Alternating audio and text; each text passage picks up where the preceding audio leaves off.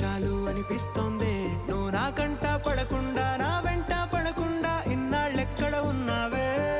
నీ కళ్ళల్లో ఆనందం వస్తుందంటే నేనెన్నెన్నో యుద్ధాలు చేస్తానులే. నీ చిరునవ్వుకై నేను గెలుపొంది వస్తాను, హామీ ఇస్తున్నానులే.